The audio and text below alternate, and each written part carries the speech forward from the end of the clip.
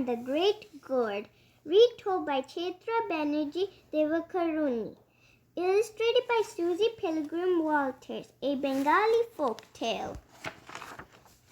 Once upon a time in a little village in India, there lived an old woman who everyone called Grandma. She loved gardening and had the best vegetable patch in the village. Grandma lived by herself in a little hut at the edge of the village, next to a deep, dark jungle. At times, she could hear herds of elephants lumbering on forest paths, thump, thump, thump, or giant lizards slithering over dry leaves. Cush, cush. She didn't mind because she had two loyal dogs, Kalu and Balu, to protect her. They also helped her with gardening chores. One day, Grandma received a letter from her daughter who lived on the other side of the jungle. "Please come and visit me," said the letter. "I haven't seen you in so long. I miss you." Grandma missed her daughter too and decided to visit her. She was a little scared about traveling through the jungle where so many fierce animals lived. But then she said, "What's life without a little adventure?" She packed her things and said goodbye to her dogs. "Don't worry, boys," she told them. "I'll be back soon. Don't forget to take care of my garden." "Goo, goo," said the dogs. "We won't forget. We'll chase away all the wild animals and we'll listen for you. If you get in trouble, just call for us."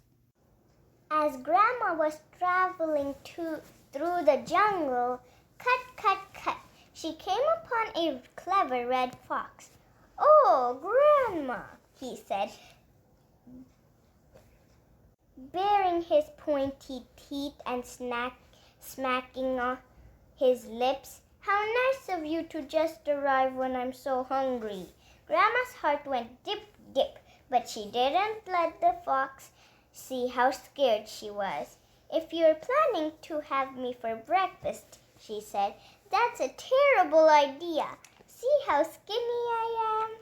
I'll be a lot plumper on my way back from my daughter's house because she's such a good cook. You can eat me then if you like." "That sounds good," said the fox, and he let her go. Grandma walked deeper into the jungle. Cut, cut, cut. In a while, she came upon a shaggy black bear. "Oh, Grandma," he said, flexing his claws and sharpening them on a nearby rock. "How nice of you to just arrive when I'm so hungry." Grandma's heart went dip, dip, but she didn't let the bear see how scared she was. "If you're planning to have me for lunch," she said, "that's a terrible idea. See how thin I am? I'll be a lot fatter on my way back from my daughter's house because she's such a good cook. You can eat me then if you like." "That sounds good," said the bear, and he let her go. Grandma walked deeper into the deepest part of the jungle. Cut, cut, cut. Suddenly she came upon a silk-striped tiger. "Oh, Grandma," he said, crouching low and switching his tail. "How nice of you to just arrive when I'm so hungry." Grandma's heart went doom, doom, but she didn't let the tiger see how scared she was. "If you're planning to have me for dinner," she said, "that's a terrible idea. See how bony I am? I'll be a lot juicier on my way back from my daughter's house because she's such a good cook. You can eat me then if you like." "That sounds good," said the tiger, and he let her go. Grandma reached her daughter's house. She had a wonderful time there, playing with her grandchildren and telling the neighbors all about her adventures in the forest. She worked in her daughter's house, watering, digging, and sparkling the ground with her special fish bone fertilizer until the vegetables grew so large that people from 3 villages came to admire them. She ate the delicious dishes her daughter cooked, and just as she told the forest animals, she grew quite plump. But Grandma missed her dogs. She wondered if they had guarded her garden or if they had let the mice and birds eat everything up. Cutter, cutter, cut. Finally, she told her daughter, "It's time for me to go home. Kalu and Balu are waiting for me, and so is my vegetable garden. The only problem is the tiger, bear, and fox are waiting too. And this time I won't be able to trick them with words." "Don't worry," said the daughter.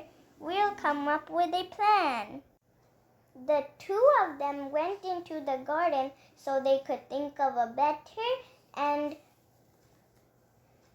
when they saw the giant gourds, they knew exactly what to do. The doctor picked up the biggest gourd and hollowed it out. Grandma climbed in. The gourd was quite comfortable because its walls were as thick as mattresses, and its rind was as tough as a rhino's hide. The daughter gave Grandma some puffed rice and tamarinds to eat on the way. She stitched the top of the gourd back on tightly and sealed it with rice glue. Now, one will know it's you," she said. She took the gourd to the edge of the jungle and gave it a strong push. Gar, gar, gar, gar! The gourd began to roll down the jungle path. In a while, the gourd reached the part of the forest where the tiger was waiting for Grandma. Because he had never seen such a large gourd, the tiger didn't know what it was. "What a strange creature!" he cried. He sniffed around the gourd, but because it was all sealed up, the tiger couldn't smell Grandma. In a thin, high voice, Grandma chanted, "I'm just a rolling gourd, singing my song. Won't you give me a push and help me along?" "I guess I could do that," said the tiger. "I wonder when that old woman's coming back, though I'm getting terribly hungry." It ramped the gourd with its head and sent it bouncing down the path.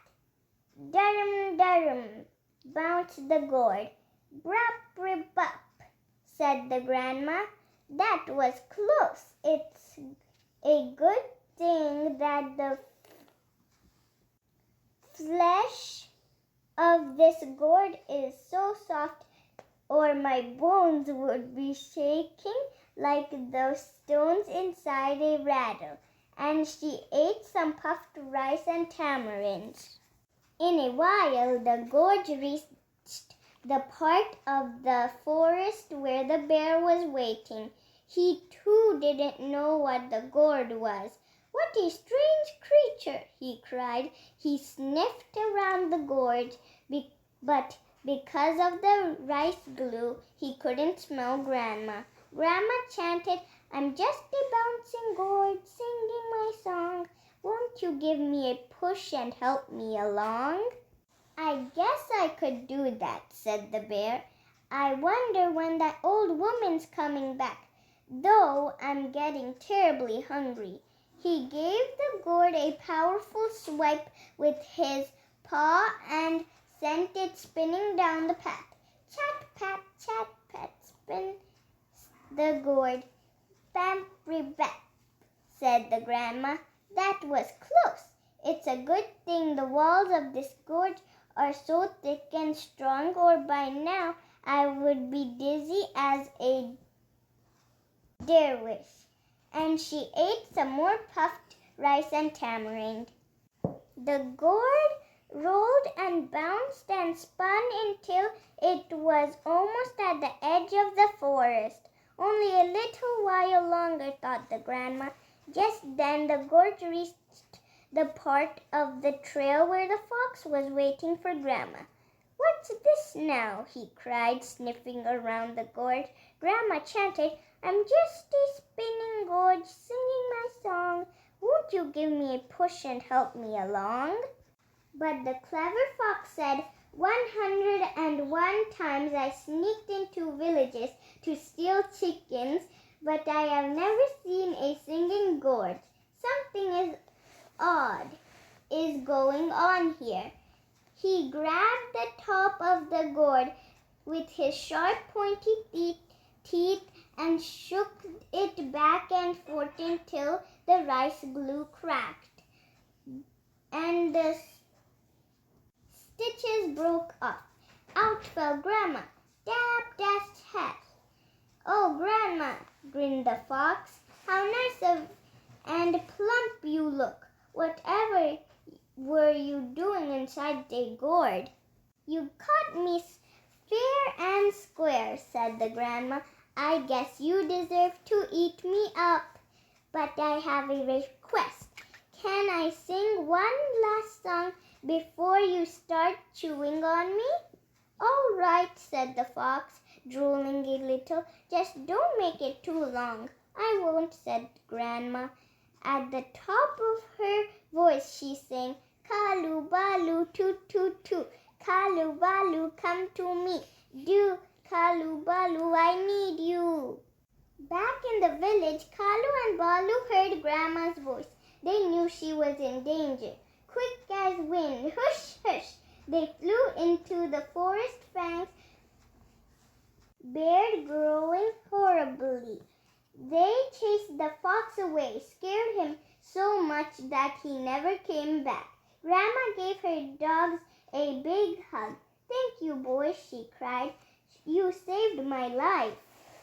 Goo, goo, said Kalu and Balu. Mostly it was nothing. When she got back to her hut, Grandma was delighted to see that her garden was chock full of vegetables. Kalu and Balu had done a good job. She picked up the freshest ones and cooked a delicious pot of chicory with lentils and rice, cauliflowers and peas and shiny white potatoes as big as your fist. And all together they ate it all up. The end. Thank you.